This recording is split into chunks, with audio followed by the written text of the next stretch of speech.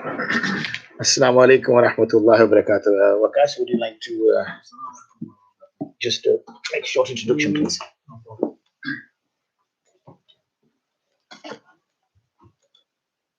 Assalamu alaikum wa rahmatullahi wa barakatuh. Bismillah ar-Rahman ar-Rahim. Alhamdulillah Rabbil Alameen. Wa la aqibatu lil muttaqeen. We are here today, inshallah, in Masjid Umar, adhering to the social distancing rules put in by the government.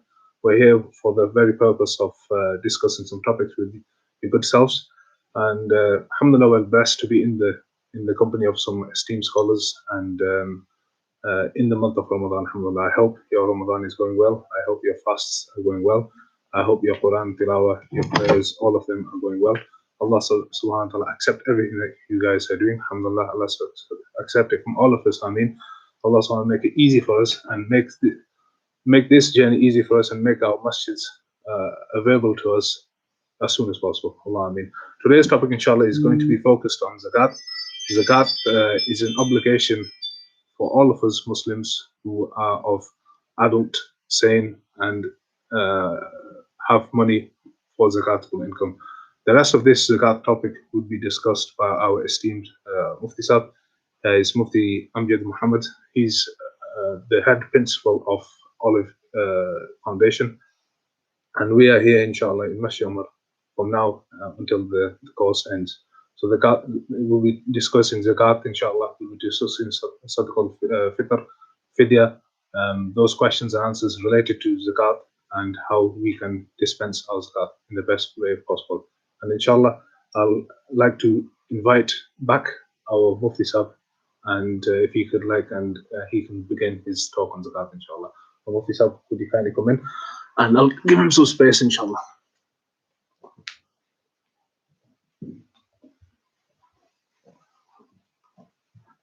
Jazakumullah khairan, Dr. Sahib. Alhamdulillahi Rabbil Alameen, wassalatu wassalamu ala ashrafil anbiya'i wal mursaleen, nabiyyina Muhammadi wa ala alihi wa sahbihi ajma'in. Amma ba'du, assalamu alaikum wa rahmatullahi wa barakatuh.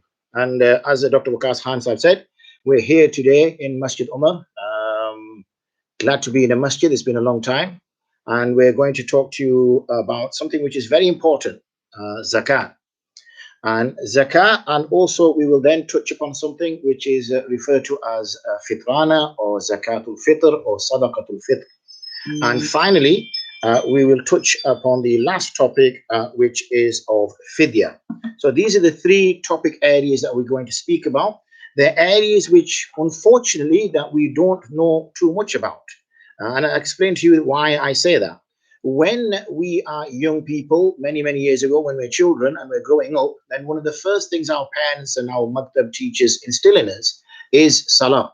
And it's very important. We know that from a very young age, we're instructed about tahara, about how we should cleanse ourselves after we've left the toilet, and also about how we should prepare in terms of ablution for prayer. And then we'll see our parents praying. Our fathers will take us to the masjid, and we will see them praying, and we start to pray at a very early age. So by the time we become baligh, we already know about prayer. The values have already been instilled within us. Similarly, fasting is also something which we practice. So we have the days where we have half-day fasts, where we start fasting in the morning, and by the time we hit about 11, 12 o'clock, we break our fast, so we get used to it.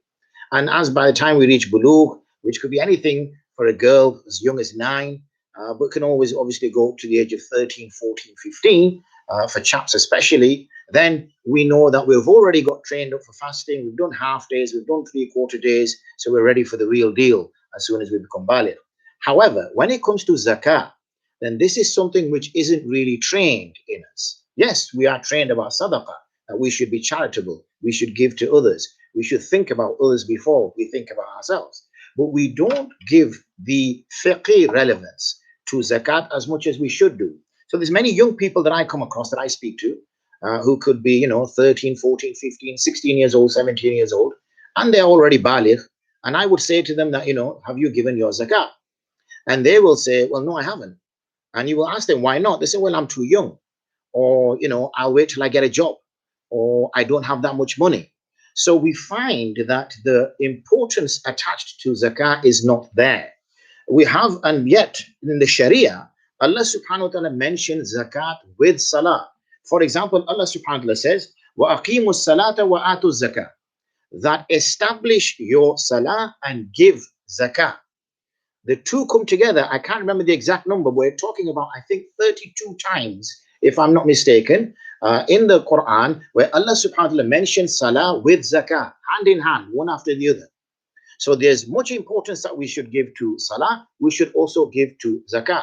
In fact, this was the first splitting within the Islamic community. When the Prophet Muhammad sallallahu alaihi wasallam passed away, we found that some people decided that they would no longer give zakah. They said, we pray to Allah and we used to give zakah to Rasulullah sallallahu alaihi wasallam. Now Rasulullah sallallahu alaihi wasallam is not with us. We're not going to give zakah to you, Ya Sayyidina Abu Bakr. So Sayyidina Abu Bakr said, no, you cannot refuse. Zakah is an absolute foundation of Islam. And a person who denies that will also be denying something which is part of their faith. And a person who denies zakah, who comes out of the fold of Islam, because zakah has been categorically proven, and we also need to then act upon that. So you found that Sayyidina Abu Bakr actually went to war against those individuals who refused to give zakat. So zakat is absolutely essential and absolutely important. We know, for example, I'm not going to quote a hadith to you, just to kind of get the flavor into there. I will give you some mukhtasar nuktas that we find Rasulullah sallallahu alaihi wasallam saying when he sent his companions, whether it was Mu'adh ibn Jabal radiallahu anhu to Yemen, or whether it was any of the other companions, he would say, Ud'uhum ila shahadati an la ilaha illallah wa anni rasulullah فإنهم أتاؤوا لذلك فأعلمهم أن الله قد افترض عليهم 5 صلوات في كل يوم وليلة فإنهم أتاؤوا لذلك فأعلمهم أن الله افترض عليهم صدقة في أموالهم. That inform them first, call them towards Islam. Yani, call them towards Islam, call them to accept the oneness of Allah, that there is only one Allah, believe in this one Allah, abandon all other deities, abandon all other acts of worship, believe in this one Allah. And not only do you believe this one Allah, believe that Rasulullah Muhammad sallallahu alaihi wasallam is the last messenger who brings the complete message. Believe him as a Rasul and as a Nabi. Once they accept those terms, so the first thing Rasulullah sallallahu alaihi wasallam was teaching his companions was to inform them that they need to accept these primary terms, the terms of worship, the terms of belief.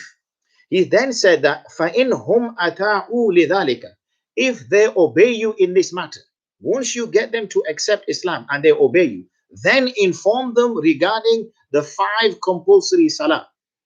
And once they obey you in the 5 compulsory salah, then inform them that Allah subhanahu wa ta'ala has made fard upon them sadaqah. Now this sadaqah which is used, whenever Allah subhanahu wa ta'ala uses it in the Quran, and we find even Rasulullah sallallahu alaihi wasallam mentioning in ahadith, this sadaqah is referring to the zakah, because we know from Surah Tawbah in ayat number 60, Allah subhanahu wa ta'ala says, إِنَّمَا الصَّدَقَاتُ لِلْفُقَرَى, that the sadaqat are for the fuqara, wal masakin, and I forget the order now, wal amilina alayha wal mu'allafati qulubuhum wa fi riqab wal gharimin wa fi sabilillah wa ibn sabil. So he mentions, Allah subhanahu wa ta'ala mentions 8 groups. I hope I've mentioned all 8 and I haven't omitted them, but I will go through them so that ensures I haven't. I'm saying 8 and I'm showing you 5 fingers. You see, we're amazing. So let me put 3 more. So we have 8 groups. Okay. The first group, Allah subhanahu wa ta'ala mentions, إِنَّمَا الصَّدَقَاتُ. So Allah subhanahu wa ta'ala also uses the word sadaqah. إِنَّمَا الصَّدَقَاتُ لِلْفُقَرَى. That sadaqat is for the faqir. Fuqara is the plural, for the faqir. And I'm not going to go into the specifics here, in which what is the difference between a miskin and a faqir. And then he mentions the miskin. So he mentions 2 people there. Then وَالْعَامِلِينَ عَلَيْهَا. The third group are those people whom are dedicated to collecting the zakah. And again, I'm not going to get into too many specifics here. Does that apply to people who are collecting zakat for charities?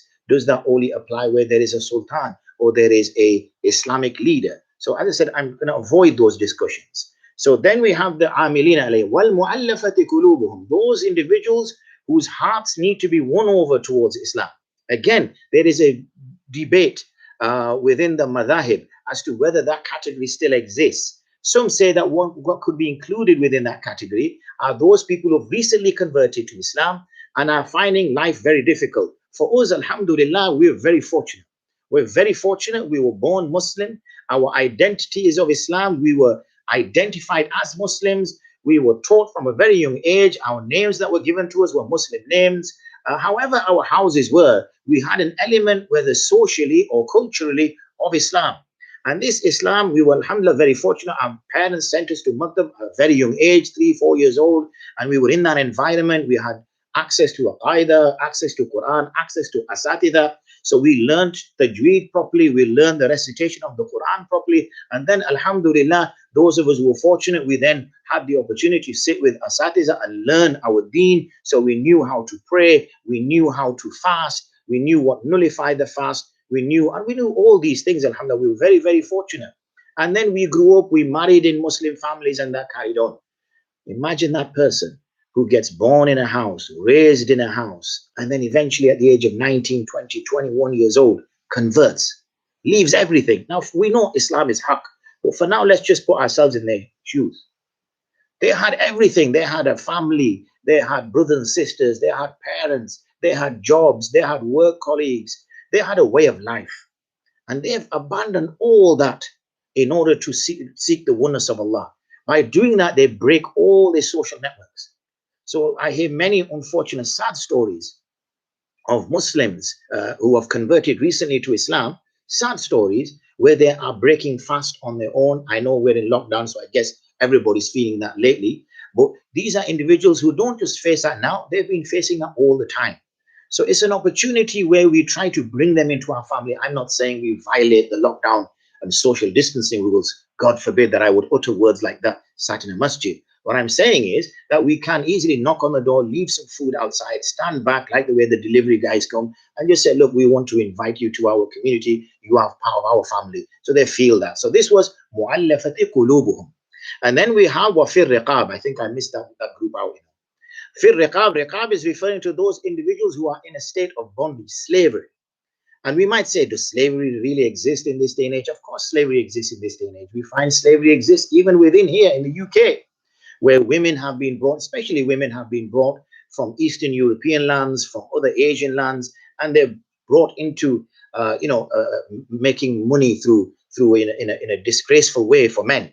And they have no choice. They need to sort of buy themselves out, get an opportunity. So that can also take place. Those people who are in debt. So people who are indebted, and we know how difficult it is when you are in debt. The knock you hear at the door, you think, oh, is the guy come to collect his rent? Has the guy come, at the grocery store that I owe money to? You can't live properly. You're always under that fikr and anxiety of debt. And debt is a killer. It can really destroy a person's mind and his peace of mind. So this is the Sharia helps in that regard as well. And then wa fi sabilillah. Now, fi sabilillah has been used by some to mean when you're fi sabilillah. I get up in the morning, I'm going to the madrasa, I say, alhamdulillah, I'm in fi sabilillah. Does that mean I can collect zakat as well? No, fi sabilillah here specifically means fi sabilillah, yani a jihad. Those individuals who are within a shari way of jihad. And I don't have the time now to explain a shari jihad and how some people have perverted it and named it as jihad, but carrying out acts of terror. That will be for another day, inshallah. For now, I'm just giving you the groups of those people who can accept zakat. And finally, wabni sabil, a wayfarer, a person who's lost his way, a person who may have money back in his house or at home, but he's in a difficult circumstances. He has no money on him. He comes to you, and he's a genuine person. Unfortunately, we have lots of people who aren't as genuine. Comes to you and says, look, I have no means of getting home. Please, can you get me, can you give me something to take, so that I may get home? Now a person can give their zakat to this person. But I wanted to just list that, not necessarily to talk about distribution, but mainly to talk about this word sadaqah. So again, the Prophet of Allah sallallahu alaihi wasallam mentioned so many times, وَتُقِيمُ الصَّلَاةَ وَتُؤْتِ الزَّكَاةَ. Again and again and again, zakah with salah, zakah, salah. I guess the reason why we don't give it the importance is because it happens once a year, whereas salah is 5 times a day. So we're getting that perpetual reminder. But like we need salah to purify our soul and purify, because what this salah does is it purifies our soul, and by extension it purifies our body. Our body then becomes pure, not polluted.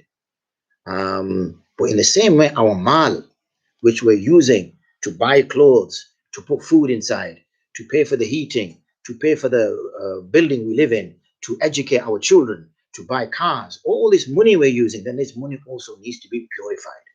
But it's not just that the money is becoming pure, like, oh, this £10 note is dirty, because if you do have dirty £10 notes and £20 notes, just send them to me, inshallah ta'ala. I will look after them for you. It's not that the money is dirty or anything.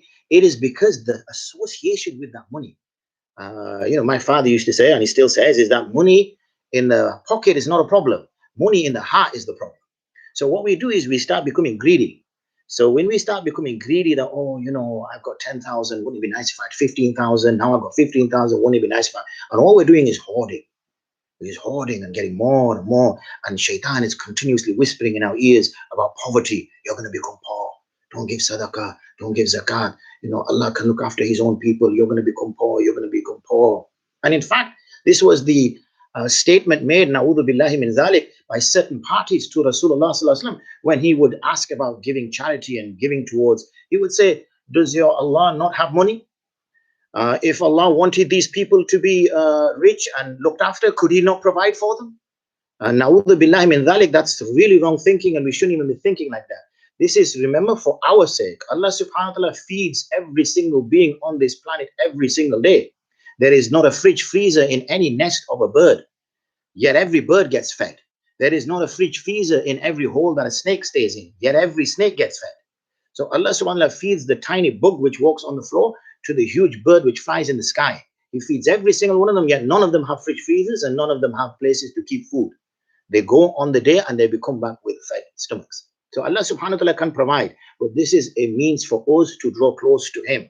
So we hear this again and again. And I want to now, as I move more to the more threatening tone which Allah subhanahu wa ta'ala can take, because it's not just about, because it's always about the carrot and the stick. Allah subhanahu wa ta'ala offers us the carrot. He encourages us. The Prophet of Allah sallallahu alaihi wasallam encourages us. He said, do this and you will get this. Do this and you will get that. Do this and you will get that. But sometimes, every now and then, when that stubborn mark which doesn't come off your clothes, you need to get a little bit serious with it. So sometimes Allah subhanahu wa ta'ala changes his tone. And he says, ta'ala in the Quran, وَالَّذِينَ يَكْنِزُونَ الذَّهَبَ وَالْفِضَّةَ وَلَا يُنْفِقُونَهَا فِي سَبِيلِ اللَّهِ فَبَشِّرْهُمْ بِعَذَابٍ أَلِيمٍ. That those people who يَكْنِزُونَ الذَّهَبَ وَالْفِضَّةَ, they hoard. They keep hoarding. Is not like, it's keeping it to themselves. They're keeping it to themselves. وَلَا يُنْفِقُونَهَا فِي سَبِيلِ اللَّهِ, and they don't spend it in the path of Allah. They do not give any. فَبَشِّرْهُمْ, and this is a taunt. Allah subhanahu wa ta'ala taunts, because basharat, when you give good glad tidings, that's good news. Oh, bhai, assalamu alaikum, my son just had a baby boy or a baby girl, alhamdulillah, that's giving glad tidings. Allah subhanahu wa ta'ala uses that in a taunting way. فَبَشِّرْهُمْ, give them glad tidings. What are they going to get? بِعَذَابٍ أَلِيمٍ يَوْمَ يُحْمَى عَلَيْهَا فِي نَارِ جَهَنَّمَ فَتُقْوَى بِهَا, they will be branded by it. جِبَاهُهُمْ وَجُنُوبُهُمْ وَزُهُورُهُمْ هَذَا مَا كَنَزْتُمْ لِأَنفُسِكُمْ فَذُوقُوا مَا كُنْتُمْ تَكْنِزُونَ. This is what you kept back. Now enjoy it. This is the gold and silver that you tried to hide, that you knew that zakat was due upon it, but you thought, no, how is anybody going to know that I've got 55 grand under the mattress? Yes, I know every time I sleep on it, there's a big hump and I find it uncomfortable, but nobody else knows. Allah knows. Nobody else needs to know. Your mu'amalat is with Allah. It's not with the next door neighbor. It's not with your relatives. It is with Allah. And it's Allah subhanahu wa ta'ala who's going to give that punishment. So this is a very, very important thing that we need to consider, both in terms of the benefit of giving. And we know Allah subhanahu wa ta'ala has mentioned, Rasulullah sallallahu alaihi wasallam has mentioned words to that effect, that in a hadith it comes that when you give sadaqah, Allah subhanahu wa ta'ala takes it in his hand, takes it like a foal, and he nurtures it until it becomes huge like a mountain. We know as well, Allah subhanahu wa ta'ala says that you give one, then it will be like the one kernel, the little seed inside the corn, and Allah subhanahu wa ta'ala will give you 700 times as much. 700 times as much. He's going to give us reward for the fact that we know, for something, I give this example to my students. I say, how a mother and father trains their children to be generous. What they do, a mother and father, what they do is they will go to a shop and say, "Bache, do you want anything? Sawari, sapakari, so I'll get that out to the push to people. Sawari, and they say, "Yeah, baji, agawaram." So he'll say, okay, I want that. So he'll say, but ye lelo, take that. That was just for the one or two Urdu speakers who were listening. So he would take that and he would get these sweets and he would say, how about your akhla? Take it. So you'd have this big bag of sweets and the kids smile like this, yeah, man. And he's got this big bag of sweets. Then mom and dad will test them. He said, but you want a okay. Now, if this child is being taught, then this child will say, Ajib, my father, mother used their money to buy this for me. So it's their money. They're giving it to me and they're only asking for one sweet back. They'll say, but Abji, put a bag, take the whole bag. It's yours anyway.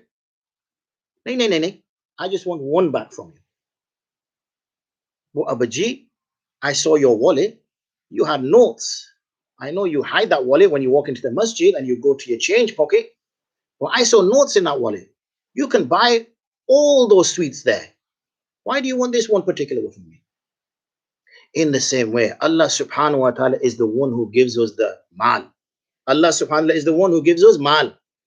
Of all the mal he gives us, he says, give me 2.5% of that mal, which you have had for over a year, but don't even give it to me, give it to the poor.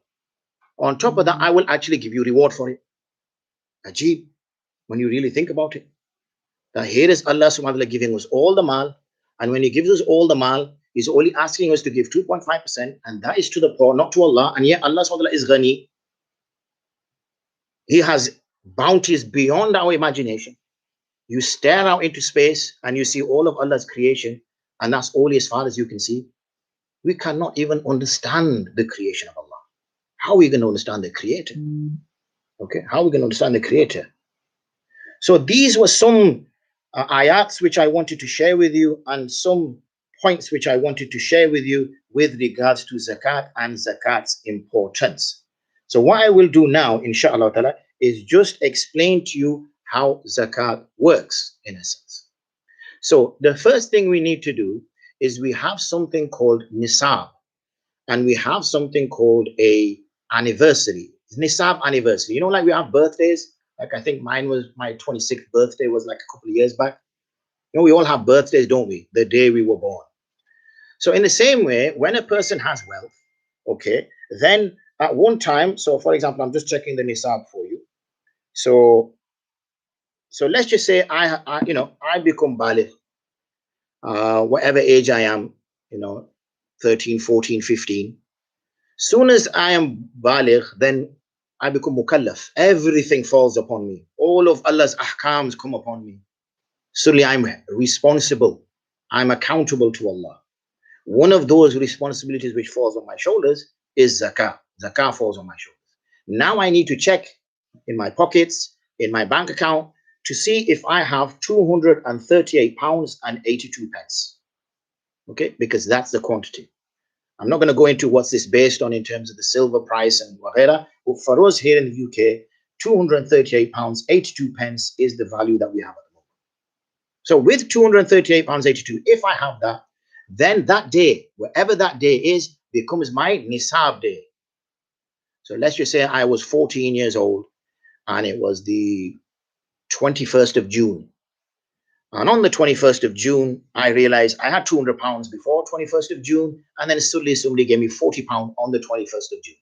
So 21st of June, way back when I was 14, can't remember the year, I think it was probably a millennia ago, but whenever it was, okay, I was 14 on the 21st of June, some brother gave me £40, I now go beep, because I've gone bring past the nisab, £240. I now have £240.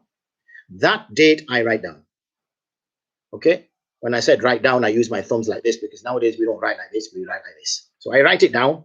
When I write it down, that becomes my anniversary. That becomes my nisab day. And we celebrate the nisab day every year.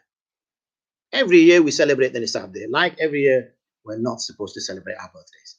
Every year we celebrate the nisab day. So next year, I'm now 15. I think I was 14 the year before. I'm now 15 and it's the 21st of June. I now go check my bank account again. MashaAllah, I now have £240 now. I've got £5,000. Okay, I am now £5,000. So at both days of my anniversary of my nisab, year one when the clock started, and year two when the year finished, I had more than the nisab. I had triggered zakat. Therefore, I am now liable to give zakah. Okay, so that's important that we understand nisab, the trigger, and also important that we understand nisab anniversary. These are the two things. Now, it's always quite surprising that everybody is in Ramadan is their nisab day. Okay, it shouldn't be.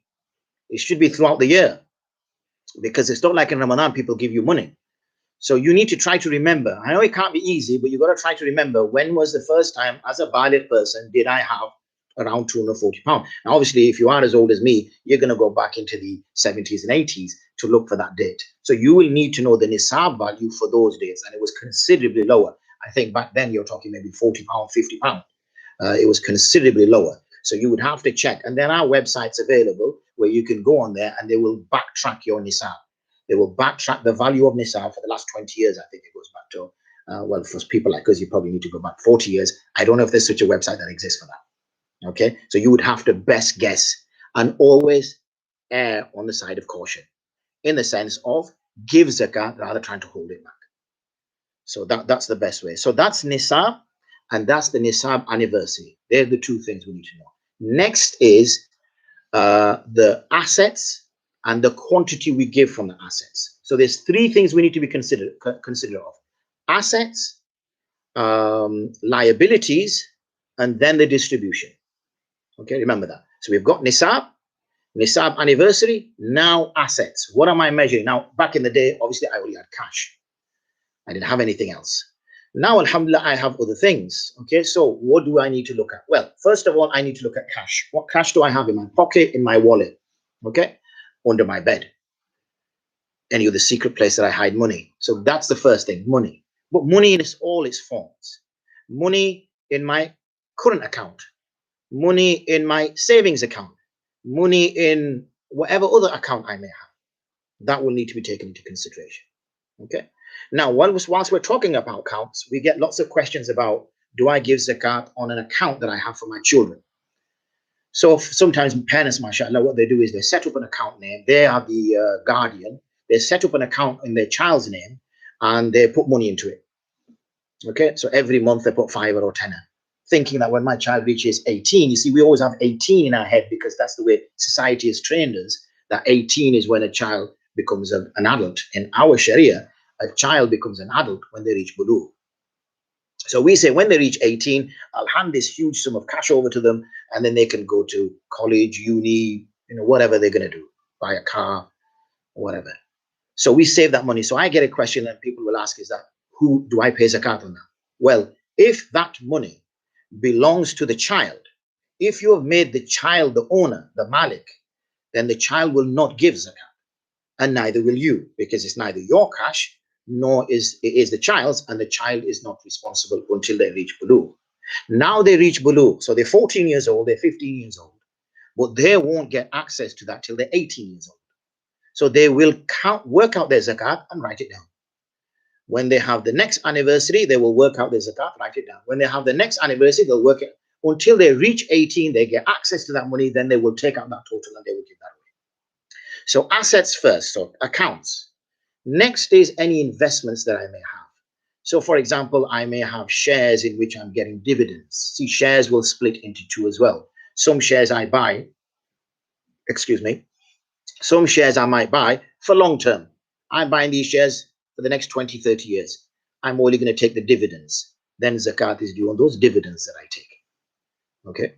Similarly, I might buy a house, but I'm going to rent the house out. I don't pay zakat on the house. Okay, because I'm renting it out. I pay zakat on the rent that I'm receiving. So I will include the rent in there.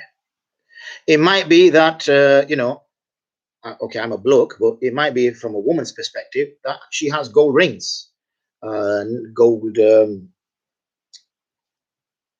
bracelets. I don't know what they are. Never bought one. Gold bracelets, necklaces, earrings. That gold needs to be taken into consideration as well. So the weight of the gold, once you know the weight of the gold, you will exclude if it has any stones or anything in there, any, because ladies have like stones and things like that in the necklaces and whatever. I don't know what I'm looking for. Diamonds. So I don't know if anybody has diamonds, mashallah. Maybe not diamonds, but like, kind of cheapy ornamenty type things. Sapphire, that's the word. So you will exclude the weight of that. It's just the weight of gold you will take into consideration. The weight of silver you will take into consideration. Ladies again have silver rings, whatever else, silver necklaces. They will take that into consideration. So gold and silver. It might be that you have gold ingots or something hidden in under your shoes that you hide and you walk on. I don't know. So you would take that into consideration. So any form of gold or silver, jewelry or otherwise, will need to be taken into consideration. Okay. When it comes to valuable stones, the Sharia does not take them into consideration unless they are for business purposes. So if you're a diamond seller, then yes, you will take that into consideration. But if you've bought your wife a diamond necklace, looky her, then she will not need to take that into consideration. Okay. Sorry? Poor you. Yeah, looky her, poor you. Absolutely correct. So that's the assets. So, and we will have hopefully some questions coming up, inshallah ta'ala, as we go through that. So assets is first. Go through all your assets. Once you've done that, you need to now look at your liabilities.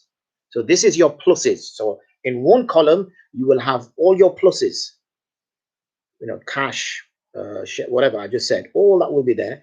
In the next one, you will have your liabilities, the things you're going to deduct, the things you're going to subtract from your assets, because that the Sharia will only take the 2.5% once the liabilities have been removed. Now, what type of liabilities we may have? A loan, for example.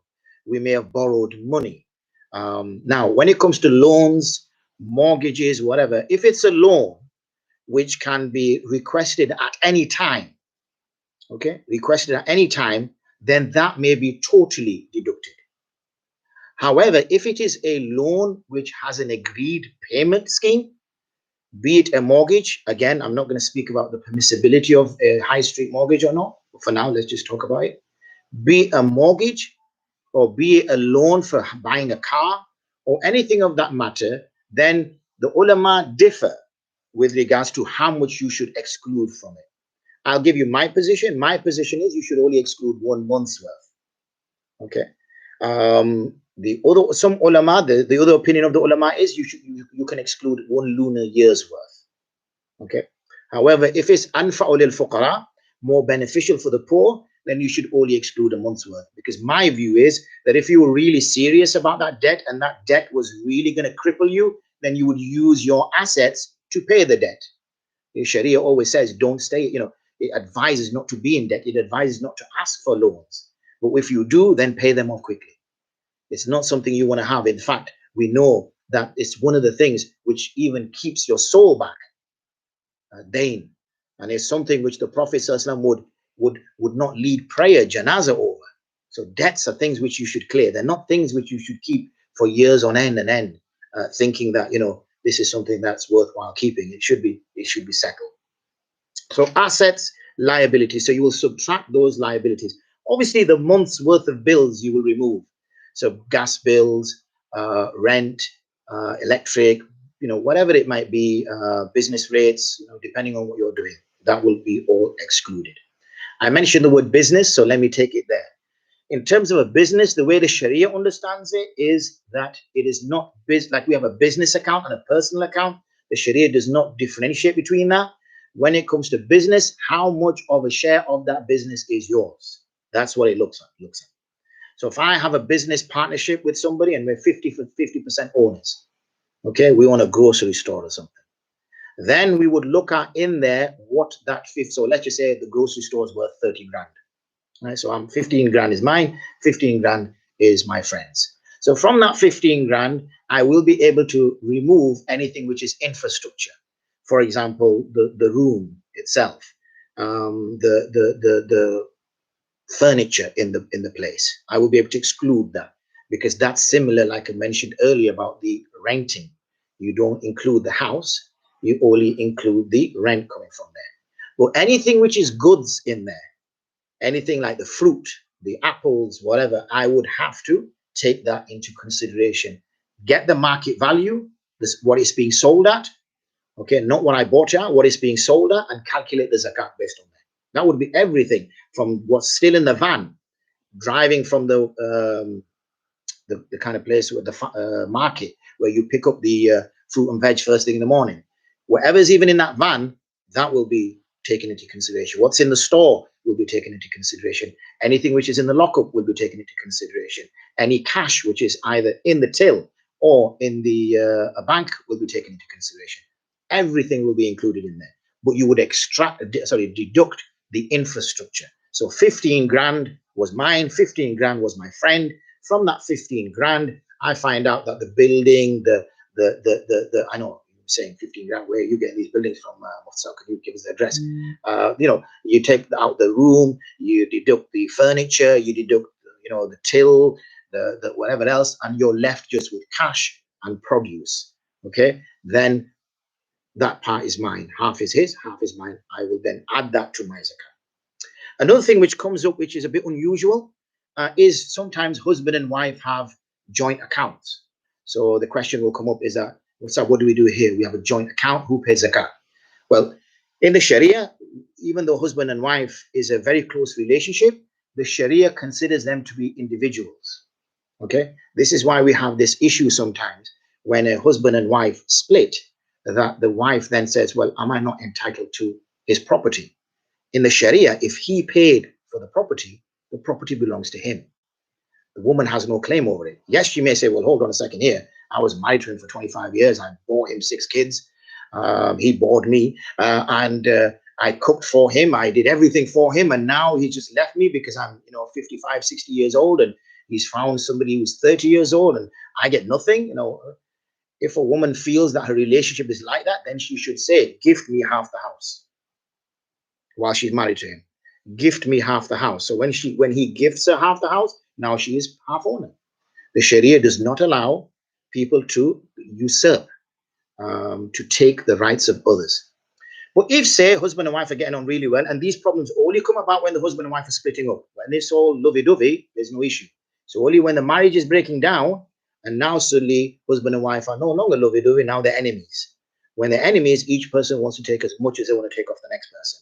I know I'm generalizing. There are some amicable breakups as well, but I can only speak as a general point. So what needs to happen is that it's better that they have separate accounts. Okay. So if they have separate accounts, fantastic, everything. That does not mean that they are hiding things from each other. They should have separate accounts. That's better. And maybe the husband, if he's going to give her nafaqah, he sends it from his account to her account. So her nafaqah is there that she needs for her clothes, for whatever else she needs. And obviously when she earns, she can just keep that. She doesn't need to send it to his account. If, however, they get on and they don't want a separate account for whatever reason, and they want to use that, then that's fine. Then they would decide how the money is to be split. If they say, well, 50% is yours and 50% is mine, fine, then the lady would pay on zakat on the 50% and the husband would pay zakat on the 50%. If, however, they still have a joint account, they don't really know whose is what, then they would just pay zakat on the total with niyyah from both sides. Okay, with niyyah from both sides that we're giving zakat, and you would just give zakat from the total. So we've talked about the assets, we've talked about the liabilities. Now, how much zakat? Well, I've already been sort of mentioning that 2.5%. 2.5 is fairly straightforward. I don't know why I'm picking my phone up to show you why it's so straightforward. Basically, go to your calculator, put a figure in. So let's just say 10 grand, 10, 1, 2, 3 times 0.025. So times, so you multiply by 0.025. So whatever your value is, 10 grand, multiply by 0.025, press equals 250 pounds. So 250 pounds, zakat will now need to be given. Okay, so hopefully I've gone through assets, I've gone through liabilities, and now I'm going to touch upon distribution. In terms of distribution, then it is better, more sound to give the zakat in your local community. So here I am in Bradford Sharif. So obviously being in Bradford Sharif, our zakats, you have that famous saying, charity starts at home. Well, it's a sound saying. I'm sure it's a Christian extraction. So yes, charity starts at home. You look after the community that's here. Now, yes, there are grades of poor. I, as much as everyone else, sees those pictures from poor people and people in difficult circumstances in Syria and in Rohingya and in other parts of the world. It brings tears to your eyes where they don't have water to drink. And here it might be that you go hungry for a day or 2 days or something like that. We try to grade things. However, charity first starts at home. That's how the Sharia understands it. There is no harm, okay? Afzal is here, but there is no harm in sending it outside of your city. So the UK at large, or like I just mentioned there, Syria, Rohingya, Gaza, places like that. We can send it there because of the need there. Even Pakistan, India, Bangladesh, where most of our family members may be, extended family members, maybe we can send it there. Now, I say family members because it is good to give zakat to family members because you do two things. One is you fulfill your haq of zakat, and also silatul rahim, yani you keeping blood ties. But because we're all a proud people, you do not need to say to them, here, this is my zakat. You can just give that to them. You can just gift it to them. And if they say, what is it? Just say, this is it's a gift. Okay. So, because, we feel uncomfortable when people are helping us out in that way. Because many of the poor people, even in the time of the Prophet, would not speak about their poverty. They would remain quiet, and it would take. And that's why it's very important when we give zakat to a charity, that charity has local functions. Why I say that? Because they will know the halat of the people locally. Because not everybody speaks up about these things. People, some stay quiet and they suffer in silence because of it. So 2.5% of the total is given. Now we give it local, and then we can give it. Now, when we go to a charity, then we need to make sure that the charity is supported by ulama. It's very important. And this is a point that I stress. Zakah and these other things are religious matters. And because these are religious matters, if you do not involve the ulama, then this is a place of dalala and gumrahi. One has to ensure that the ulama are involved in this process. If the ulama are not going to be involved in religious matters, then what purpose do they serve? What is their purpose? They may as well become redundant. Their purpose is, alhamdulillah, may Allah bless them all, they have dedicated half their life attaining ilm, and they're now giving the other half of their life in spreading that ilm. So it is only arrogance and ignorance when we don't go to them. They're the only two things, the two answers, as I call them, that stops people going to ulama. Now, yes, we can have scare stories. Oh, I went to this alim, he said this, I went to that. That's fine. You will have the same scare stories if you go to a store or get a plumber or whatever else. In all walks of life, you will do that. It is your job to do your tahqiq, to do your research, like you would do if you wanted to get a solicitor, to ensure you go to that scholar who is reputable, highly regarded, knowledgeable, and has sufficient evidence there to show his knowledge. Then you would go to somebody like that. And obviously a person of taqwa, somebody who is expressive, or zahiri looks pious. Obviously Allah knows what's about it. Zahiri looks pious. So those charities which have a independent alim or ulama adjudicating and carrying out analysis of their work to ensure that the money is coming in and being spent in the right way is where our money should go. Then we make them our wakil. We make the charity our wakil. Once the charity becomes, they will take our money and they will spend it accordingly. So in that way, distribution is out of our hands. But some general points about distribution. When it comes to lineal ascendants, yani mother, father, grandfather, we cannot give zakat to them. Also, our lineal descendants, we cannot give it to them, our children, grandchildren. We can give to brother and sister. We can give to uncle and aunties. Husband and wife cannot give zakat to each other. And obviously, those who are sayyid, one cannot give zakat to a sayyid. So those who are from the family of the Prophet Muhammad sallallahu alaihi wasallam, they cannot take zakat. So these are some general terms. You have to make a person an owner of that zakat. So you cannot give it to an establishment as such, like a hospital or a masjid or a other. However, if the establishment, be it the madrasa, be it the masjid, be it the hospital, is acting as a wakil on behalf of the recipients, the masarif, then in that case, those who are due zakat have said that we would like Madrasa X, Masjid Y, Hospital Z to collect zakat for us and spend it on us, then you can give it to that establishment. The key thing is knowing that it is the individuals who are in that they are collecting for. That, I think, covers the general questions I had. Okay. So not general questions. I don't know why I said questions. I think I saw questions on there, and that's what threw me. They were the general points that I was going to make on zakat. We will touch on Sadaqatul Fitr and on Fidyah, inshallah, after maybe 5-10 minutes of questions. Okay, Mufti Sahib, if I can ask some questions related to zakat. Yeah.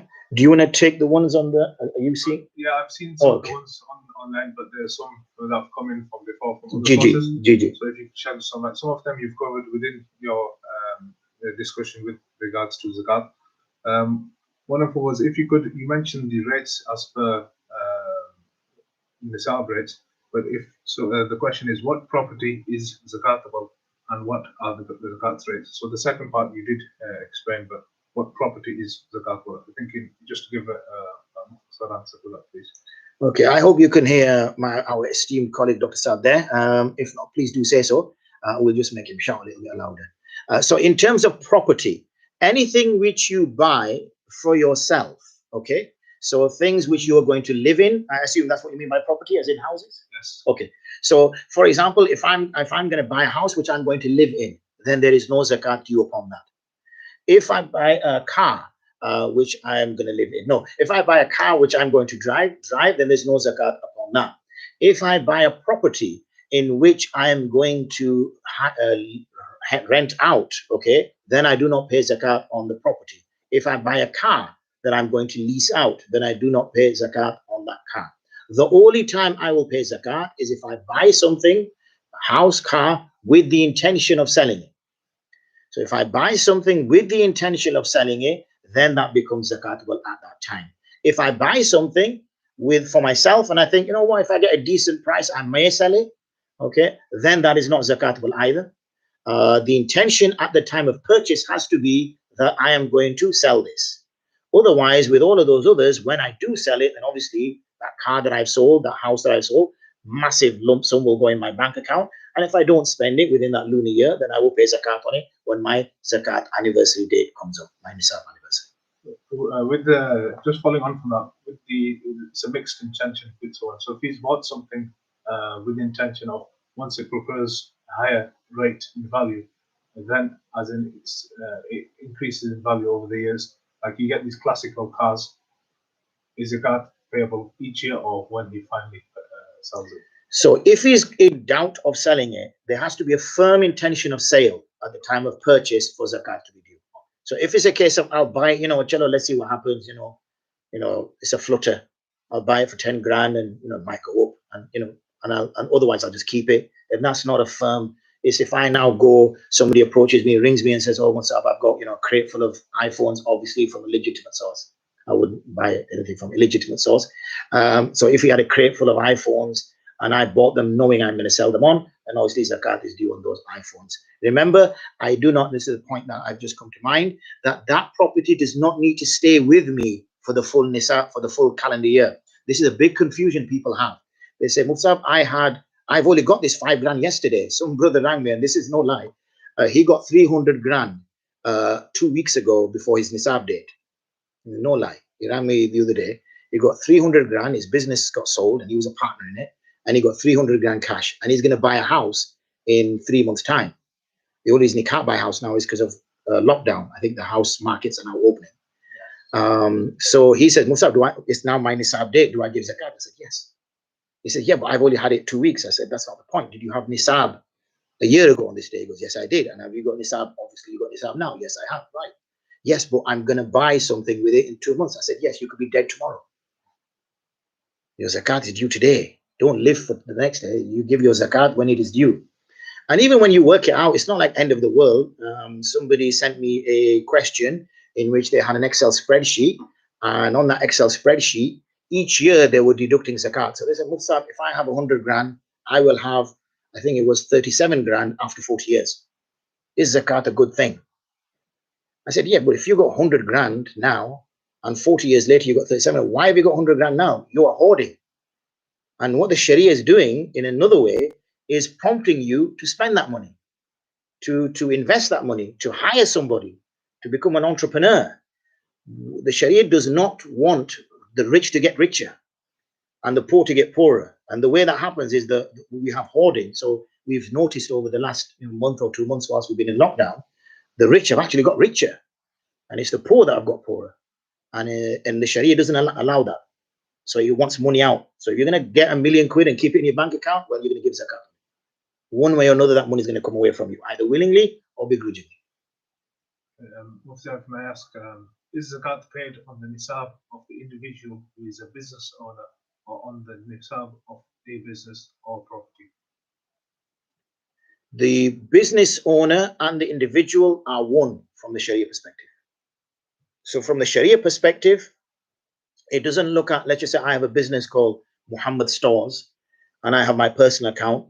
The Sharia doesn't look at that Mohammed Stores is a separate entity and my bank account is a separate entity. It looks at Muhammad, yani Amjad Mohammed, the owner, his man, what does he have? Zakat is on the person. And whatever he owns, he will give zakat on that. Is zakat due on gifts and presents given to one person? If it is an item, then no, there will be no zakat due on it. But obviously, if it's money, and that money which is then kept, and that money then is added to, then yes, it will be added to nisab. What about wealth attained from unlawful means? Is that zakatable? Okay, now wealth attained from unlawful means. I think you mean, for example, interest that we gain from bank accounts. God forbid we're involved in aspects which is not according to the Sharia. Dealing in alcohol, dealing in drugs, whatever. Then that mal is not considered as mal. It is filth, and it has to be given away. And it has to be given away to the poor with no intention of reward. Okay. And therefore, there is no zakat due upon it. Okay, just is zakat due on pets or any other animal for personal use? Well, the first thing I say is, I am not really pro pets. I know there is permissibility for them. We know the famous story of Sayyidina Abu Hurairah, where he gets his nickname from. But animals and things are there to serve a be productive. So, whether it's a cat in the house that we have to ensure that it doesn't we don't have mice, so it chases the mice away. But when we have pets, we put them in a cage, we confine them, for our own, interest, entertainment, whatever it might be. So I have an issue with that. I think you can keep animals for purposes like farms, protection, things like that. But as long as they're free to roam, we see that now with battery hens compared to free range hens, where they're in a tiny space. So, but an animal obviously is bought as a property which the person is keeping, then there's no zakat due upon that. Is late payment of zakat allowed? And with this question, what about unpaid zakat? So late payment, is that allowed? And those years where you mentioned where a person has to backlog and back calculate, unpaid years.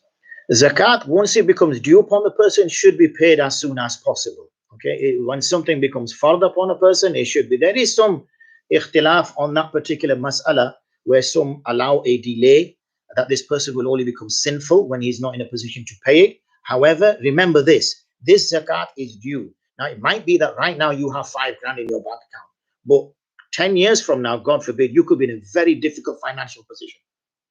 You could be broke. You could be out of your house. And that £5,000 that you had now, that zakat which was due, which you did not give, is still due upon you at that later date. How are you going to pay this debt? So zakat, as soon as it becomes compulsory, you have the finances, you have the money, so give the zakat straight away.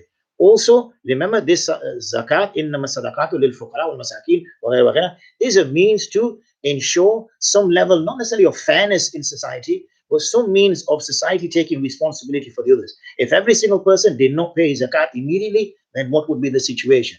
And I've had people calculate that if every person truly gave zakat, literally, I don't know how accurate this is, but you could wipe out significant portions of poverty almost overnight. The second part of the question was if you owe zakat from previous years, then you can only calculate that as best as possible. What you would do is you would sit down, like we do, len-den and muamalat, every single penny gets recorded. This is your lane then with Allah. So you don't want to, be short. Give more. You don't want on the day, whether in the grave you're successful enough to pass the salah questions, then it gets to the zakat questions, and you come up short £10, you literally give the earth and everything in it for that £10. Similarly on Yawm al-Qiyamah. So err on the side of caution. Worst case, what is it going to be? Sadaqah. And you're going to get punished for that. You're going to get rewarded for that. Can you give advanced payment for zakat? So I know I will have £10,000 for next year as well. Can I just give it this year? You can do, yes, absolutely. One makes niyyah. Remember, niyyah is essential. Every act of ibadah has to have niyyah. Okay, niyyah doesn't have to be vocalized or articulated. It is something which is in the heart. However, for our sake, it will benefit us to ask that to say that, when I was in, nawaitu itikaf ma dumtu fil masjid. We say that when we come into the masjid, even if we're here for a short time, so we get the ajr for it.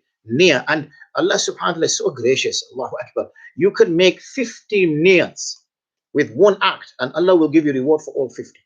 You could make niyyah for something which you may not even possibly do. So if you make true niyyah now, that Ya Allah, if I had £1 million in my bank account, I would give half of it away in sadaqah. You make that niyyah now, and there's sincerity, you will today, right now, get the reward for that £500,000. Allah subhanahu wa ta'ala is so gracious, so merciful. He wants to put the niyyah. That you're just saying it, I'll close my eyes and cross my finger and say it, and then Allah will put 1 million in my bank account. And then, it's the story that I say to my students is, there's a guy who's on the top of a tree, and when he's on the top of the tree, the wind is blowing and he's going like this, and he's like getting scared as he's looking down and says, Ya Allah, he never remembers Allah. He says, Ya Allah, get me off this tree, Ya Allah. Please, if you get me off this tree, Ya Allah, I'll sacrifice a cow.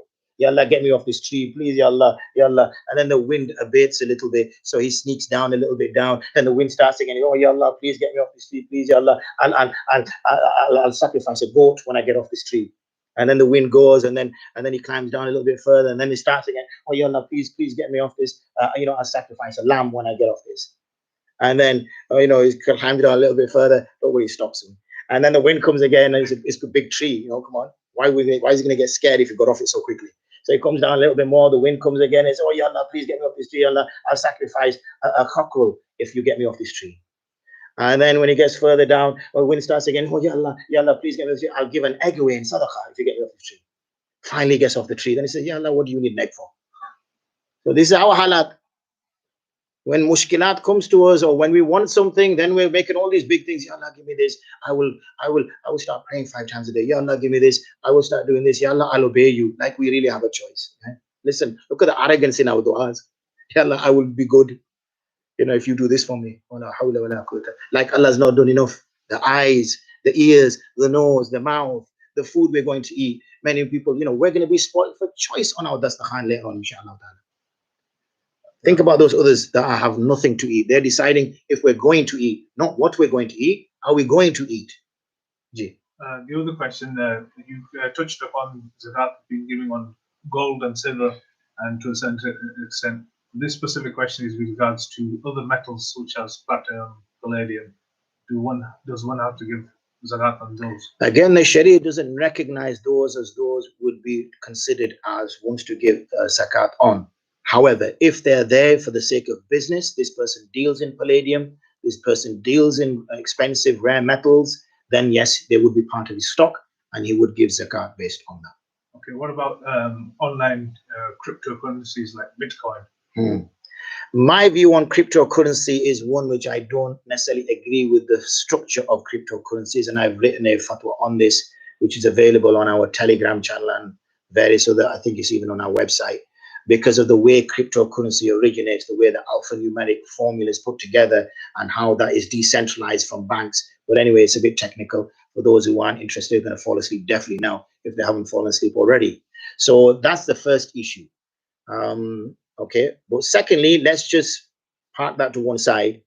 That currency, if it has value, yes, you would give zakat on its value. Okay, there's a question with regards to child benefit. A mother who receives child benefit and keeps it into a separate account, is there zakat due upon that?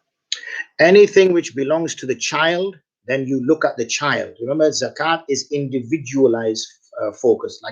I don't use the word, but I'll just say it to draw a tashbih, like a poll tax, meaning you look at the individual, not at the scenario. So if the money belongs to the child and the parent takes it, and instead of spending on the child, the parent says, I'm going to spend my own money on the child, and puts that money in a some kind of trust account or something like that in the child's name, and says it's the child's money, then we know there is no zakat due on children. You are not liable to the law, to the Sharia as a child.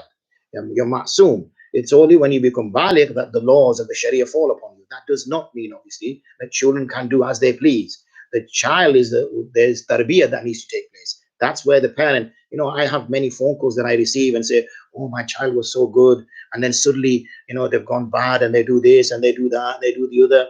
And I said, well, okay, why are they disrespectful to you? Oh, I'm asking them to pray salah and they're being disrespectful. Okay, did you ask them to pray salah when they were 10? No, I didn't. Did you ask them to pray salah when they were 7? No, I didn't. So why didn't you? Because it was not farad upon them. Now it's become farad upon them. I said, yes, but now when they're at their worst stage, you're asking them to do something when you've never asked them to do something all their lives. Of course they're going to reject you. So this is a time of tarbiyah, to nurture the child so that the child is more amenable to these kind of suggestions and this kind of advice. But unfortunately, we don't do that. So when the person is a child, then there is no zakat due. The person does not have to pay salah. The person does not need to go for hajj. They don't need to do any of those things which are required to do. As soon as the child becomes baligh, and that was obviously either a wet dream, coming on with menses if it's a girl, and if not, then it's by age 15, and we're talking about lunar years. We're not talking about solar years, because the Sharia goes, and I think that's around 14 years and 7 months.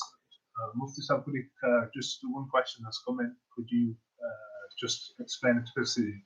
Zakat is given according to the Islamic lunar calendar as opposed to the Gregorian. Islamic lunar calendar. Now, I'm not going to be drawn into a discussion on moon sighting.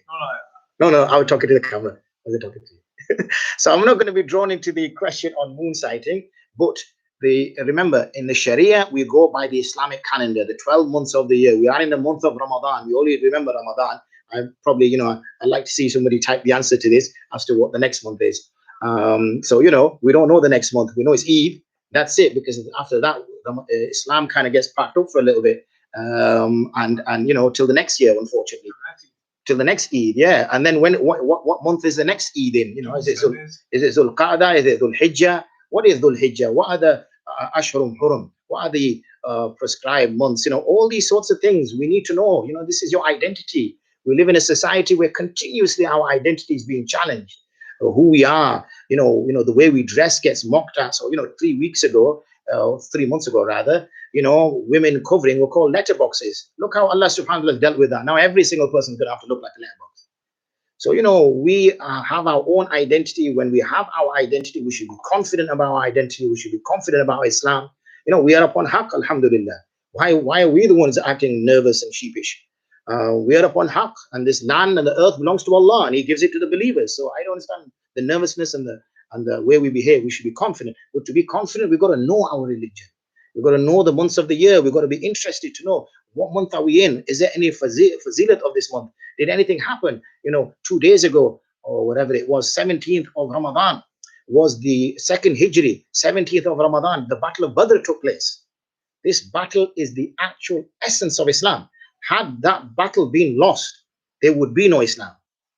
And I don't say that lightly. There would be no Islam. And 14 companions, radiallahu anhum ajma'in, gave their lives so you could be a Muslim. They gave their lives. Do you even know their names? Do we even remember them? I know we give 1 minute silence for Armistice Day, and we do 1 minute silence for this, and we clap for Dr. Saab because obviously we like him. We do all that. What about the Sahaba radiallahu anhum ajma'in? How are we going to give role models to our children when we ourselves do not know the role models? These people whose names we've forgotten, they remembered us even when we did not exist. So they fought that battle to remember us even though we did not exist, yet they existed and they died for us and we don't remember them. This is nashukri. And this type of nashukri, Allah subhanahu wa ta'ala will remember. So we have to be, identity is important, knowing the months and everything. So yes, whenever we're speaking about the year, we're speaking about a lunar year. Whenever I speak about the age of the person, I'm speaking lunar years. I'm not speaking Gregorian or what's called the solar calendar. It's the lunar year. So it's very important we know when is a new month coming. How is it being declared? And that's as far as I will say. Gee, next question. a question's coming on text to me. The person's zakat due date is in the month of Shawwal, or he gave the Shawwal, but he couldn't do Muharram or whatever, but he wants to give it in Ramadan. Is that okay? There's nothing wrong. Of the same year. Absolutely, there's nothing wrong if a person's zakat due date is later and he gives his zakat before that due date. That's absolutely fine. He can do that. The niyyah has to be there. Remember, it's an act of worship. The next question is, there's a few questions with Zakahtul Fitr, but I'll come back. Yeah, if you cover those, yeah. Are these the ones that are coming up on the? There's a few on the screen, and yeah. I'll come to those in a second. The one specific one, which is not to do with that, is a person we've got many students now who've got student loans. So that either they've borrowed it from family or friends, or they've gone through the student loan scheme itself. So how do they calculate their zakat? Well, if you have a student loan, then you have the loan. So in that regard, you have taken the money. So is that the question? Is it? So they've used the money to pay for the fees, like university fees, and then they have to pay. They have the cash. No, the fees have been paid for. So the fees have been paid for. Okay. Can they collect zakat? What do you mean, can they collect? Can they receive? I'm trying to work out the question. Are they recipients of Can they be recipients of zakat? Is that what you say? So normally in the student loan schemes, as you know, a person's fees get paid for, and then whenever they get a job from a certain threshold upwards, an increment is taken out of their wages altogether. So I'm not particularly sure, but if a person has the opportunity to pay as a lump sum, and he does so, or he doesn't so, I mean, is zakat given on that? If he doesn't pay the lump sum. So are you saying, is zakat due on the student loan? Yes. Well, he doesn't have the money. You said he gives it to pay his fees. So student loans. So say he's got the money. Student loan company pays on his behalf. Right, and that money is gone. It's gone. So how can he give zakat on something he doesn't have? So he's still due. Yeah. So you can only give zakat on something that you have. You gotta have that. Oh, you don't have to be physically have. You have access to that. That money is gone. Once it's money gone. So I hope I've. In regards to Zakahtul Fitr. Well, if we do the Zakahtul Fitr in a bit. So I'll just give a little brief of that. Have we dealt with all the live chat questions? Just quick have a look through because. There's one with by Brother Asif with regards to Zakahtul Fitr. Yeah, we'll leave the Zakahtul Fitr, brothers and sisters, for. Yeah. Brother Kamran has asked about automated donation websites. Yeah. That seem to have become very popular this year. Yeah. Where you donate and the community system splits and donates it over the last life. What is your opinion on this? Well, this distribution is another area. So the three areas we talked about was assets, liabilities, and the third one was distribution. Once you give it to a charity, you are making the charity your wakil. They're acting on your behalf. You're saying, here's X thousands of pounds or hundreds of pounds. Please distribute that according to the Sharia. I explained to you that whenever you give that to a charity, you need to ensure that they are being audited. That was the word I was looking for earlier. Alhamdulillah, it's come. They're being audited by independent scholar, not that they're being audited by an internal scholar. Because if it's a scholar who's getting paid and is part of the organization, then he's gonna, there's a conflict of interest there. So the scholar doesn't mean that he shouldn't be paid. He should be paid, and he should be paid handsomely. But he should be independent, and he carries out the audit. When he carries out the audit, he can then produce his report to say that I've checked all this. If you have a charity like that, and they use this method where you just give your money and they then split that accordingly, then there's no harm in that, because you've not given any khas directions. You've not said, I want this money to go to Pakistan to Joe Blogs. You have just said, spend this money and make sure that you spend it on recipients of zakat. And if they're being audited and their policies are according to that, then there should be no harm in that. So the system is going to change. We live in a modern world. Things will change more so as time goes on. This shows again the remarkable nature of the Sharia, in which it is capable of dealing with new changes in nawazil, things which are changing, and is dealing with them. And that does not mean it's out of touch if it gives us an answer which we don't want to hear, because that just shows it is robust and strong, and the tradition stands. Okay, then another question on the online portal is from Brother Usman. The question is, can a father pay Zakatul Fitr? I know it's coming to that, for his own money for his non-valid children, even if they have their own money. Okay, we'll answer Usman's question because he's got a nice green image as his sort of like what is that? The icon thing. When we come to Zakatul well, can we do that in? Can you remember that? And we'll do that in. It's on the thing, so I'll go. Okay, so we'll do that in Zakatul Fitr, Brother Usman, if you don't mind. Okay, I think he won't mind. No, he wouldn't, mashallah. I know this. Oh, you know who he is? Oh, is it that Usman? No, it's another one. Okay, so what's the last one? Rohel, was he saying? I got my glasses today. Rohel? Right at the bottom, pink. Rohel is, do we decide ourselves for the date of Zakat due the first time and thereafter? Maybe I think Rohel, you may have joined the session late because I discussed right at the beginning Nisab. Nisab is the deciding factor. So it's about 238 pounds. So as soon as you have silver quantity. Yes. Because we normally deal in cash. Okay. Because we normally deal in cash, I don't know people who keep piece of silver and piece of gold at home. Well, apart from this guy, I don't know anybody else who keeps pieces of silver. The silver threshold is less. The silver threshold is significantly less. And there is some debate and discussion about that in terms of which threshold you use. So the threshold for gold is, I think, sort of 2.5 something or other. So the threshold for gold is, sorry, not 2.5, I've been out to touch, it's 3,863, and the threshold for silver is 238 pounds 82. So the ulama say that we go by the threshold of silver.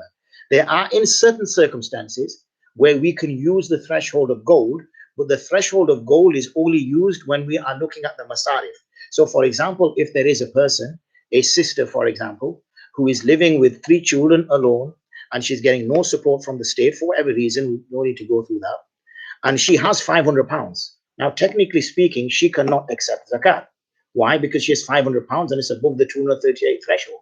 However, we can take in her circumstances, and this is ulama, not charities can decide this, ulama have to decide this.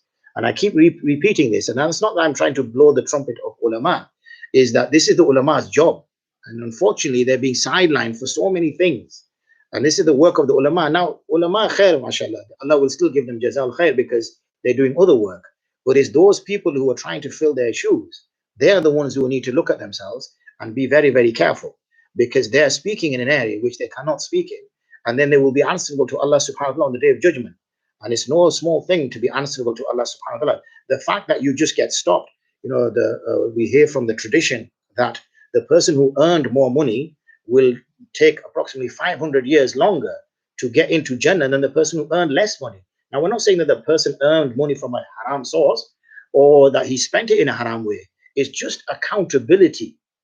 Once you're being held accountable, that itself is a problem. You hope from Allah subhanahu wa ta'ala that there is no accountability. Like the angels are just saying, when suddenly someone angel said, you wait. And there's something's going to come out now. Something's going to pop out and I'm going to be in trouble. You could get a crown on your head. You could do, but I like that level of optimism. Hopeful, mashallah. So in terms of the nisab date comes about when you have 240 pounds. You cannot decide that. It is as soon as you have that 240 pounds. Or if this is a historic statement, if this is something in the past, then you will have to check the nisab of that time. Will it still be silver on the historical? That's right. It would be that value. So as I said, I know a couple of charity websites that have done some tahqiq. I've not looked into it, but they've gone back 25 years and they have given a nisab date for the last 25 years. That's a significant number of people would have been, if they were never calculated, because you were using the silver threshold as opposed to a gold threshold. That pretty much gets a lot of people. If you're saying 50 pounds. Absolutely, yes, absolutely. 50 pounds in 30, 40 years ago wasn't wealth. Absolutely. When it comes to silver, then absolutely it makes literally everybody giving zakat. Yeah. Okay, so is that all the questions? Most of the questions of zakat, are you going to speak specific about liabilities and distribution separately? Or? No, I've done that at the beginning. There's a question from Brother Usman, from Brother Kamran with regards to distribution. Okay. He was asking with regards, Mufti Sahib, what is your opinion on the automated donation websites? I did that. Okay. In the last 10 days. Were you listening, Dr. Saab? I think I was busy with the questions. No, they were listening. So I've done that one. So the mortgage is Yep. Fine. So most of the liabilities have. My wife and I are divorced, and we had children together. I am required by the state to provide maintenance. can that be deducted before I give my zakat? You will take out your month's maintenance, and the rest you would have to include within that. I am a self-employed and run a business. Can I deduct the wages and bills that are overdue?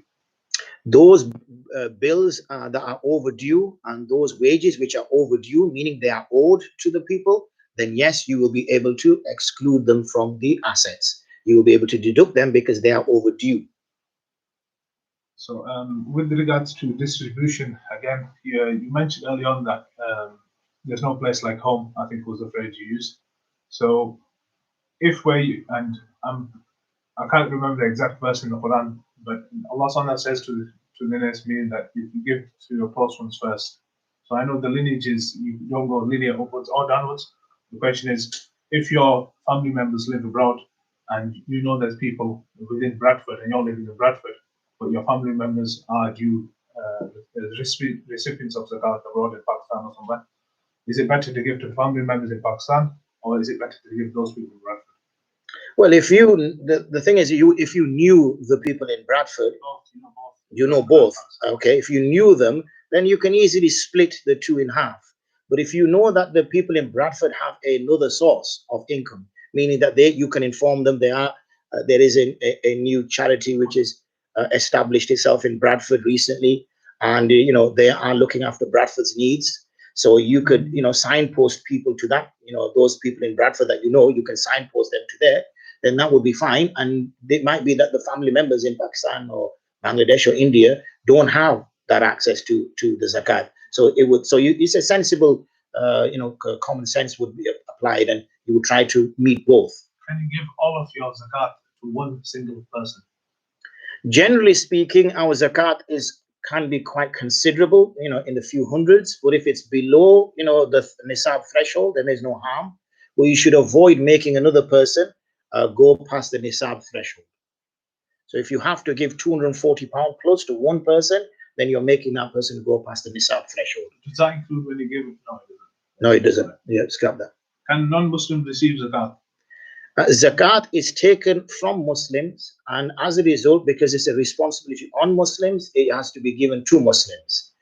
However, having said that, the Islam is not necessarily just kind of insular, looking after its own. There are other means and avenues to be able to assist non-Muslims. So we have Sadaqah, which can assist non-Muslims if we find individuals in difficult circumstances. Absolutely. Is it allowed to give zakat to a person who's an open sinner? Zakat giving to somebody who is an open sinner, then those type of people, it depends, what he's going to do with that zakat. If you know he's going to use that zakat, or you can't know, but then you are pretty sure. Yeah, if there's a high likelihood that this person is going to just use it for alcohol or he's going to use it for drugs, because unfortunately the person has found himself in that circumstances, then no, it would not be appropriate to give that person zakat. However, that person should not be abandoned. There are places which can look after him, and the zakat can be handed to that charity. And when that charity takes it, then that charity can look after that person and spend that money on him, but in a more effective way, so that it's not done. But that person has to agree to it. The recipient of the zakat has to agree to it. If the recipient of the zakat does not agree to it, then obviously then you are stuck. Then you cannot assist him. No problem. I think those are most of the questions with regards to zakat. The rest of them are to Zakahul Fitr. Okay, so let's do shortly on Zakahul Fitr, and mashallah, we've been running for an hour and a half, so we don't want to keep people too long. One will ask the Fitr what's right. Yeah. So what we'll do is we'll try another maybe 15 minutes or so, inshallah, and then we'll wrap things up. So Zakatul Fitr, I prefer to use the term Zakatul Fitr rather than Sadaqatul Fitr or Fitrana or words like that. And there's a rationale for it. The rationale for it is because both its purpose is to purify, which is what Zakah means, and also Zakah has the fard element inside our mind.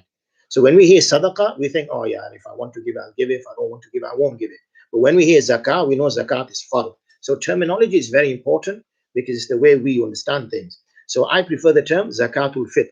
Now, Zakatul Fitr is based on a sa' okay, a half a sa of, now what is a sa? Okay, now a sa is a measure, a volume, which was used in the time of the Prophet sallallahu alaihi wasallam.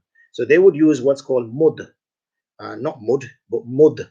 And mud would be roughly 4 mud, well, not roughly, exactly 4 mud makes a sa. And a sa was a volume. So like when back in the day when I went, and the one time I went to Pakistan, when my mother used to send me to this auntie who had this huge buffalo, and I'm telling you, it was huge. I know I was little, but it was absolutely huge. And the way she used to talk to it, like she was talking to a cat, and she used to tell it off and stuff. I used to just get scared walking into that place. But anyway, that's a side issue. And I used to ask for milk, and there used to be a vessel, and I've forgotten the term now, sir, I think it was. Yeah, something like that. Yeah, that's right. And they would milk, and my mom would say, get X number of seers of milk, whatever. And then the lady would milk into this vessel. We don't know, I don't know what volume it was, but it was a fixed volume. That's right. So, but in the Sharia, when we didn't have metric weights, and we didn't have metric volumes, and we didn't have things like that, we went by something which was known. So they would put a stone on one side, and it would always be that stone. So the stone would, so you would say, I want 2 stones worth of wheat, or I want, well, wheat is not measured by weight, wheat is measured by volume. But you say you were buying something by weight, you would say, I want 2 stones worth. Everybody knew that that's what a stone's worth of produce looked like. So everybody knew what a volume of something looked like. So this was a very simple, rudimentary means of measure.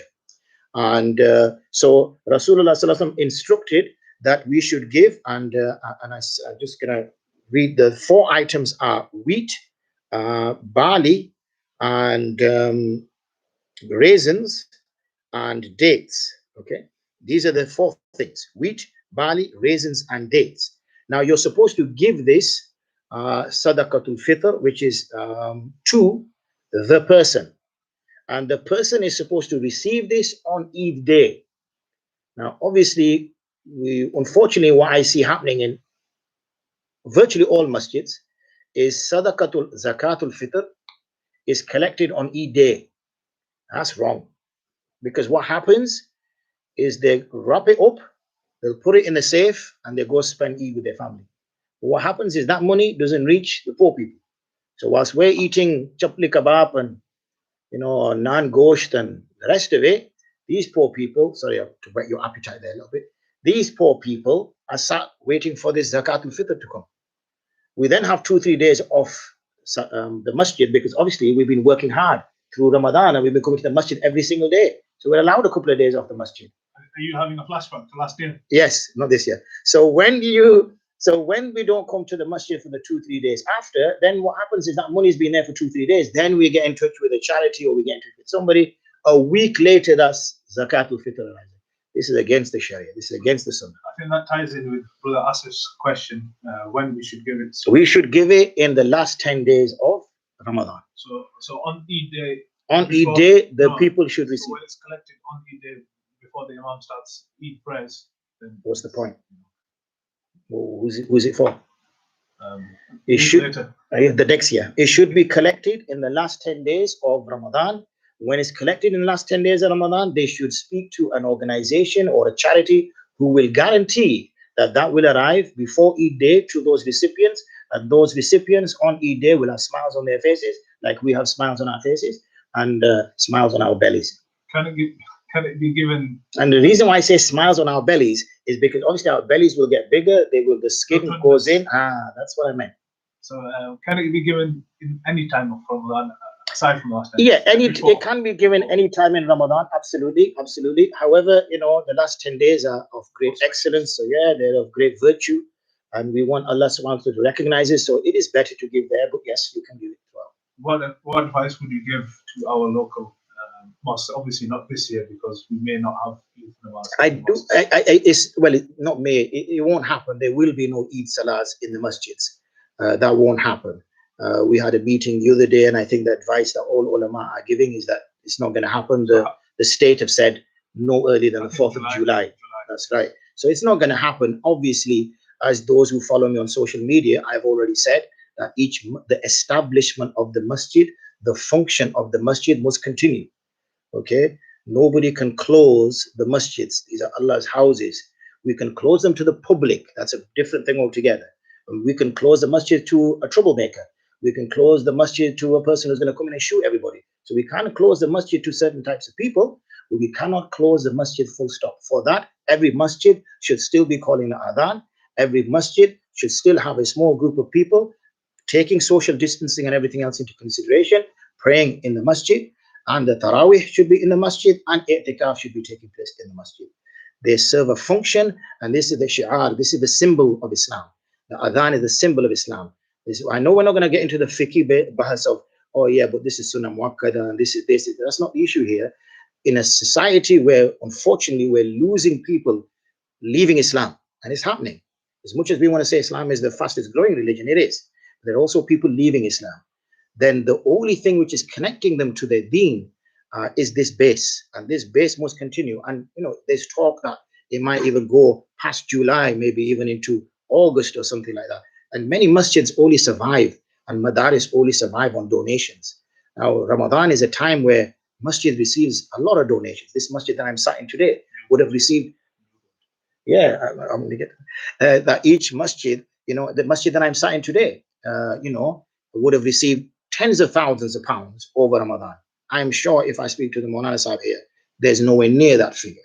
And this masjid, over my left shoulder, is building a new masjid here, alhamdulillah. It's a big community here, a very diverse community here, and there's a lot of good work which takes place from this masjid from here. But as we know, the masjid has been in constrained circumstances for numerous years. Alhamdulillah, finally things are moving, mashallah. Masjid is built, but it obviously survives on donations. So, please, brothers and sisters, donate to the masjid. Where would we be? This lecture would not be taking place right now if the masjid did not exist. So support your masjid, support your local masjids. Okay, if Masjid Umar is not your local masjid, whichever masjid it is, each masjid is the same to us. They're not ours, they're the houses of Allah. So support every masjid. So however which way you can do, by donations, do so. So Zakatul Fitr that's how much it is. It works out to be £3.50. How did we get to £3.50? We got to, sorry? I'm just going to give you an answer. No. So how did we reach to £3.50? Now, the four things that I mentioned to you was wheat, barley, raisins, and dates. Okay? Now, hinta, which is wheat, is what we went by. So there is a organization which is a national organization. Let me just get out of this. A national organization. Oh, my iPad's gone to sleep. A national organization which is, where are we?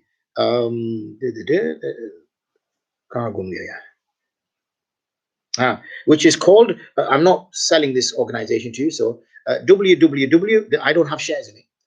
www.buywholefoodsonline.co.uk, and if you click on there and you will get the wheat price, then the wheat price works out to be about £3.50.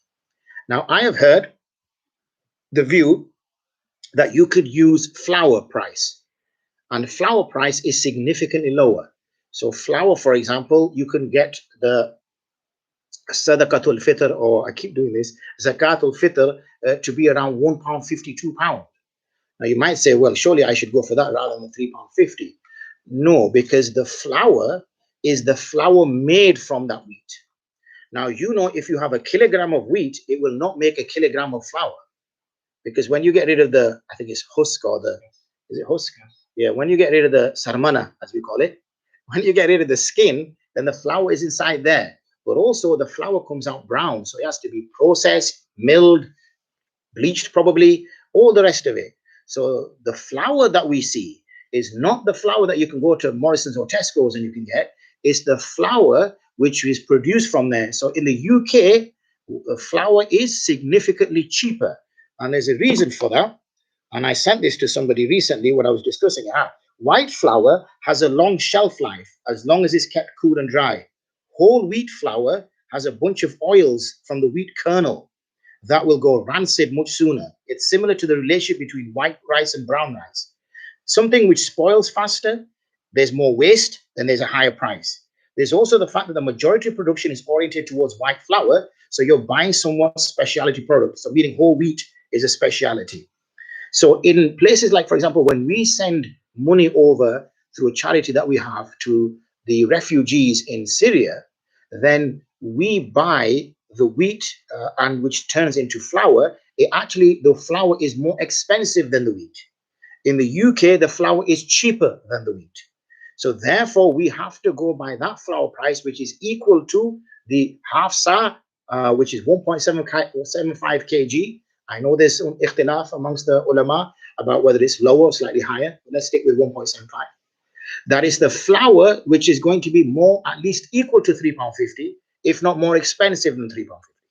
Not that it's cheaper than £3.50, because the flour itself is not mentioned. When it mentions the flour and sawiq is like a gurur or porridge. It is a derivation of it. So £3.50 for that. And then you have for barley, it is the sa. So half a sa of wheat, barley is a sa. So 1.75 times 2 is 1.75 times 2 is 3.5. Give the boy a bonus. Yeah, 3.5 kg. So a sa is 3.5 kg, half a sa is 1.75 kg. So barley would be slightly more expensive. And raisins are also a sa, but they will be more expensive. So these are some prices that you're looking at. Now, you might say, well, hold on. If I have a choice between wheat, barley, raisins, and dates, why should I go for dates when it costs me £25 for Zakatul Fitr, when I can go for wheat when it costs me £3.50? Fine. You do that kind of business with Allah. And instead of Allah SWT giving you lots of reward, He will give you less. That's how it works. So your advice is? My advice is, I normally advise that if you are a high earner who is, 30K plus, then you should be looking at raisins and dates. Okay. If you are a medium sort of earner, just breaking even, then you'll be looking at around the barley price maybe. But if we look at it in a social context, £3.50 on Eid, we give more to that to our children. We give them a fiver. We do. So we do. Realistically, yes. But there are people that I also know, pensioners who live alone, and they can't pray salah. They can't fast, so they have to give fidyah. So your fatwa is? So yeah, so they're the ones. Obviously, my encouragement would be go for the highest you can afford. You might not be alive next year. But you have to take, when a fatwa is given, is to take all peoples into consideration. However, obviously, we want you to get into Jannah, like I'm sure you wish us to get into Jannah. So if we make dua for each other that we get into Jannah, then we'll get into Jannah. For that, the more we give, the better. With regards to one question I saw, Zakahul Fitr, a person who hasn't fasted the whole of Ramadan due to illness or old age, and he's been given fidyah or other whatever, does he or she still have to give Zakatul Fitr? Yes. Zakatul Fitr is due on everybody in the house. And this is different than zakah. Now, up until now, I've been saying that if you are not baligh, you've got nothing to worry about. All the children will be saying, yeah, high-fiving each other and getting excited. Now, obviously, that's where it changes, because when it comes to Zakatul Fitr, that's due on every person. So what would happen is the guardian would take responsibility for his nabaligh children. His baligh children would be the responsibility of themselves. They should do it. They're grown up. And again, if the father has taught them and the mother has taught them, they would be charitable anyway. So they would do that. If for whatever reason the father decides to give it for the sake of his wife and his children, then as long as he speaks to them, he may do so. But that's a goodness from him. But he's responsible as a guardian to give for his nabaligh children. And the question I was alluding to was a person who's been ill the whole of Ramadan, or he's been excused for some legal reason. Does he still have to? He would still have to give Zakatul Fitr. Yes. And you alluded to Eid Salah and Salah in the mosques, even though it's close to the public. What should a person do for Eid, as in the Salah of Eid? Eid Salah, according to the Ahnaf, there is no Eid Salah in the home. And in fact, I would go as far to say as well that there's no Jummah Salah in the home. I was very happy to read, alhamdulillah, that I must have got very lucky, because Mufti Taqi Saab's fatwa I saw, and that is his fatwa as well. That there is no Jummah Salah in the house and there is no Eid Salah in the house. Alhamdulillah, really brightened my day. I got lucky that he said the same things when I saw what he said. He says, Damat Barakatuhum, that what one should do is one should pray Dhuhr Salah, and then they can pray Dhuhr Salah in Jama'ah. The only more nuanced approach that I give is that if you are close to a masjid, so if you are living, I don't know what's this called, Durham Road? Yeah, so if you were living on Durham Road and there's a Jamaat taking place here, say there's Jummah taking place here, then you should not pray Dhuhr in congregation. Okay, you should pray individually. But if you are further away from a masjid, then there is no harm in praying Dhuhr in Jamaat, because the books of fiqh speak that if you cannot make the Jummah Salah for whatever reason, then you should not hold Dhuhr Jamaat. You should do Dhuhr individually. So that's the only slightly more nuanced position I give than Mufti Taqi Sahib's, in which I say that if you are immediately in the vicinity of a masjid and you know Jummah is taking place there, then you should not do Dhuhr in Jamaat in your house. You should do Dhuhr individually. But if you are some distance away from the masjid, and even if or the masjid is closed completely, then you can pray Dhuhr in Jamaat. There's no harm in that. So those people who do not permit Jummah, then they do not permit Eid, because it's the same thing.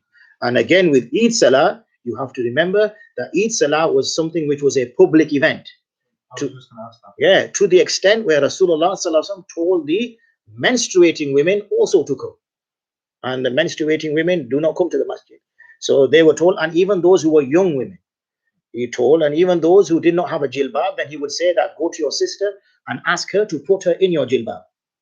Okay, but come. And when the ishkal was raised that, hold on, how can a menstruating woman go there? So then the response was given, do they not go to Arafat Maidan to make dua? This is not amongst the ulama in the time of the companions. So therefore, if this is a public event, so how can we hold a public event in my front room, with my... The question that I have with what you said, so in the current climate of things in Bradford, in the UK, with our lockdown advices in place, Eid will be coming up soon, inshallah, and if we are living for that, and we've got events planned in the past, whether it's Eid in the park or whatever, would you advise small groups of people to do Eid Salah in, say, a park? The only thing about advising people to do so is, unfortunately, we do not follow safety protocols. When we first, this was before the masajid were closed, we issued a fatwa which said that masjids should stay open, but the wudu area should be closed. Elderly should not be given access. The place should be cleaned on a regular basis. We gave lots of sharai. This was before, obviously, some masjids closed even before the government closed the masjids. But the advice that we were given, and when I say we, part of Wifaqul Ulama, the advice we were giving was don't close the masjids. What to do is put in these procedures and practices. I did get lots of phone calls from masjids where people were completely ignoring them. They were pushing past people walking into the wudu area.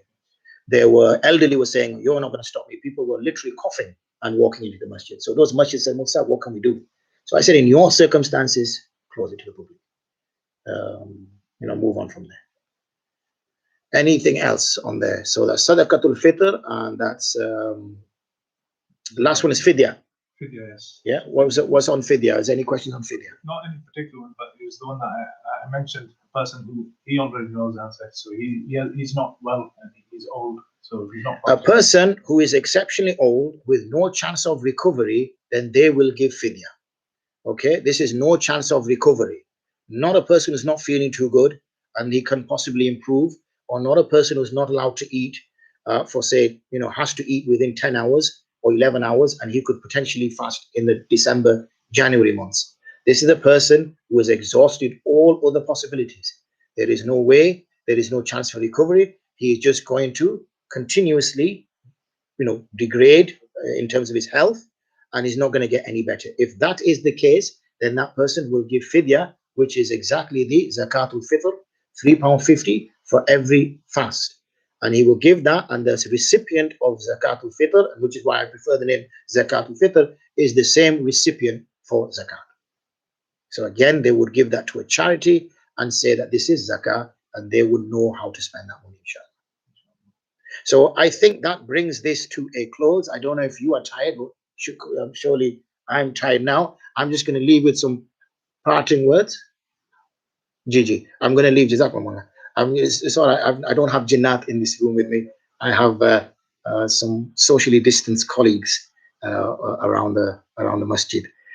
So I'm just gonna just some parting words, inshallah, and then inshallah ta'ala we will wrap up today. So we are now entering the last 10 days of Ramadan. Is tonight. So for some of you, tonight will be the last 10 days, or will start of the last 10 days of Ramadan, and for others it will be tomorrow night. Now, i'tikaf, obviously, for men, the masjid is a condition. We don't have access to the masjid, or rather, the public don't have access to the masjid. The masjid as a function I've already spoke about. Women, Ahnaf permit the women and encourage the women to perform i'tikaf in their homes. For men, most of you aren't working. Most of you are furloughing, whatever that word means. Okay. So as you are furloughing, for once in your lives, chaps, for once in your lives, why don't you let your wives, sisters, mothers have this golden opportunity that you can't have for 1 year, and they've been looking after you every year, alhamdulillah, Allah reward them all, I mean. Let them go. They will go into their private quarters, the place where they normally pray, and they will go into i'tikaf tonight. Surely you can survive for 10 days preparing food yourself. What's the worst that could happen? The kitchen explodes? Surely not. And remember, if it gets to that, there's always takeaways. So you can always phone. So time for them to reflect. Life is so fast. Okay, this one thing lockdown has done is slow things down a little bit. It's allowed us to look at what's important. Life is so fast. We're getting old. One day, we were 20, 30. Now we're sort of late 30s. And then obviously we'll get older than that. And we don't get chance to kind of take stock. So this is a chance to take stock. So if we can give an opportunity for those who run our lives for us, basically, the admin department that doesn't get praised enough, that literally makes sure our clothes are ready, food is on, served, the house is running smoothly, people are getting washed. Alhamdulillah, you've got to rate them for it. They run a very difficult organization and they do it very well. Give them that time. Sisters, you take this opportunity, sit, do your astaghfars. We do a lot of sins, okay? Find out people you've fallen out with, call them, make up to them, be the better person, okay?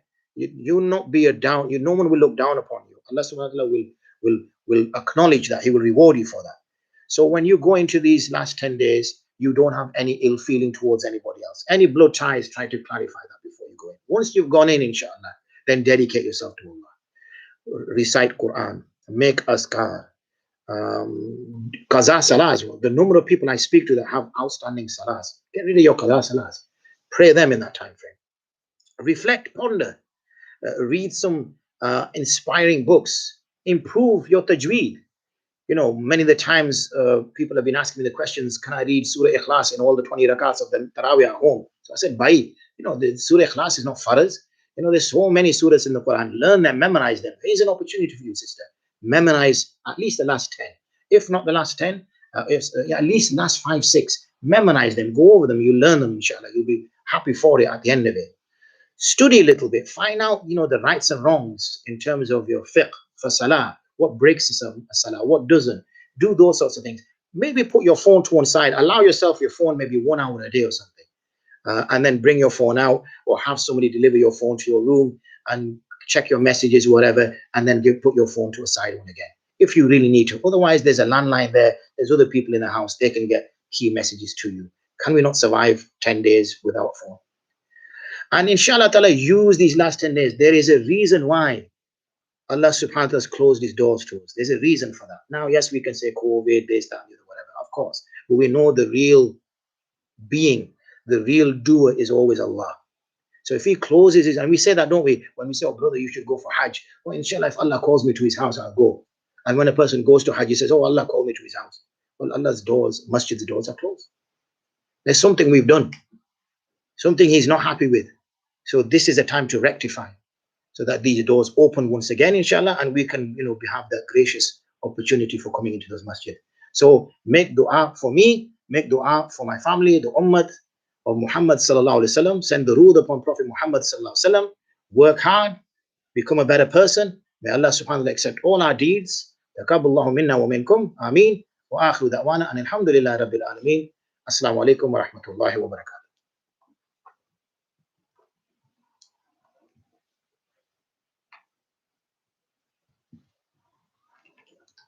Jazakumullah khairan, Mufti Sahib. Thank you very much for your time and efforts and your words. I hope all of the viewers, the listeners, have taken a great deal and alhamdulillah benefited from your presence and your advice and your answers today. I would just like to extend my thanks to Brother Babar, who has set up all of this for us inside the masjid here in Masjid Umar. I'd like to extend my thanks to Maulana Sajid Sahib, who is the principal of the Paradise Academy here in Masjid Umar, which teaches over 500 kids throughout the year, and unfortunately for the current scenario, they have had to close their madrasa maktab doors as well to the student for the short time until the government allows us to do so. Mufti Sahib mentioned early on that we do have a building project behind us. The new building projects continue. This is when we're nearing the last 10 days, the most auspicious days of Ramadan. This is where all of us can gain even more from Ramadan if we've been a bit short. So one of the aspects that we all try and endear to do is to give charity more so in Ramadan than any other time in the year. This is why zakat questions always come up frequently. And one place where you can give not zakat, but specifically your lillah, can go to the masjid, the building of a masjid and the building of a community center for this, our wonderful Girlington community, is the GMWA or Masjid Umar, as we all know it as. So the bank details are as follows. So it's United Bank Limited. The sort code is 609167, and that's 609167, and the account number is 06004702. That's 06004702. You can find the finer details of this on the Masjid Umar website. That is www.masjid-umar.net. So you'll find all of the rest of the details on this, and we'll add it on the comments or on the section on this video at the end of this. Again, I would like to extend my gratitude to Mufti Amjad Sahib from the Olive Foundation for coming, to Maulana Sajid Sahib, of principal of our Masjid Academy here, the Paradise Academy over here, and of course our technical guru, Babar. Barakallahu feekum. I hope you've all enjoyed and learned a lot. Thank you very much, and make dua for our masjid, our community, and the rest of the Muslim Ummah. Barakallahu feekum. Assalamu alaikum wa rahmatullah.